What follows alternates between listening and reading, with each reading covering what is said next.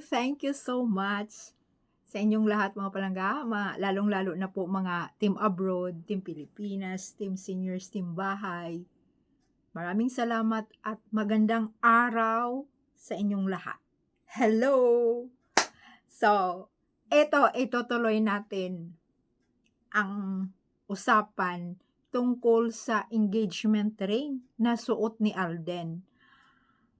So, yung iba, pinaglalaban talaga nila na hindi yun engagement ring. Yun ay health tracking ring. Okay, okay. So, mga delulu daw yung iba na naniniwala na engagement ring yun.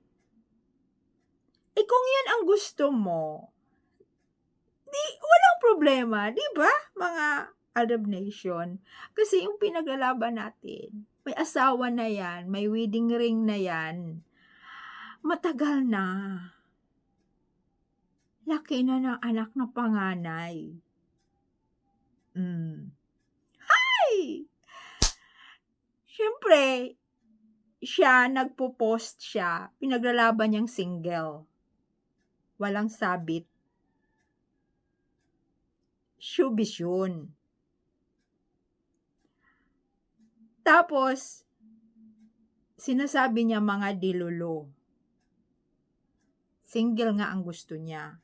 Kasi, syempre, yung tao na yun, kanya-kanya ngang POV. Kung crush mo yung isang tao, may gusto ka noon bilang, siyempre, tagahanga ka, magpo-post ka. So, wala namang, para sa akin, ako Aldab Nation, kung yung post niya, basahin ko. Titingnan ko. Kasi meron din naman tayong pinaglalaban na may asawa na siya sa totoong buhay. Off-cam, wala sa showbiz. Yung mga palabas lang niya na ni Alden na sad siya kasi tatanda siya na wala siyang asawa, wala siyang anak. Showbiz lang yun.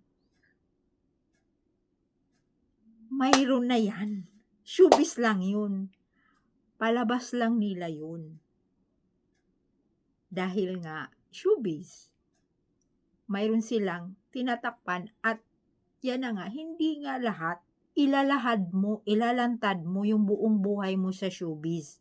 Lalong-lalo na yung mga masyadong kagaya kay, 'di ba, kagaya kay Kuko, hindi nila nilalantad, kailan lang nila inamin, tapos lalong-lalo na yung mga bata, hindi nila ini-expose. Kasi yung iba, ginagawa nila yun dahil alam nyo naman, yung mga kumukuha or itatago yung bata, alam nyo na yun, tapos tutubusin, alam yung mga ganun, dahil mayaman sila Mayaman sila. At saka delikado yun sa kanila. Pag kilala nila ganito, anak ni sa sikat na to, sinusundan ng mga kamera, ng mga reporters. Ganun lalo na nga sa panahon ngayon. So yun nga, hindi daw yun wedding ay engagement ring. Para sa yung ate naman, yung mga noon, ang dami kasing, iba-iba kasing klase, pero yung atin, mayroon talaga yan, wedding band, na sinusuot ni Alden, ilang beses niya niyang sinusuot. So, masyado yung controversial na kinasal, tapos nagsusuot sa sunod na year. 1 year ago, 2 years ago, kakasuot lang niya yung wedding band doon sa party ng GMA. Yung sparkle na, yan na nga every year na pagdadaluhan ng mga sparkle na mga artista. Diba? Kaya sinusuot niya yung wedding band. Yung tao na yun, ikaw or yung babae, pag magsuot ka nun, hindi ka magsusuot ng wedding band kung wala kang asawa. At saka hindi nga niya sinuot yung wedding ring, may wedding band naman. Magkakapareho lang yun. Ito na nga ang mga Aldab Nation. Yung ship na yun ay ginugugol. Kung anong meaning yung sing-sing na yun. Pero sinusuot na yon yung kay Minggay noon-noon pa sa Itbulaga. Yung noon pa na Itbulaga na hindi pa nagkakalaban yung TVJ at saka Tape, 'di ba iba na ngayon o noon pa. O, wala namang hiwalayan. Bakit mayroon silang gano'n? Ang tanong, bakit mayroon silang gano'n ng klaseng ring na 'yun? Hmm, dahil mag-asawa nga sila in real life.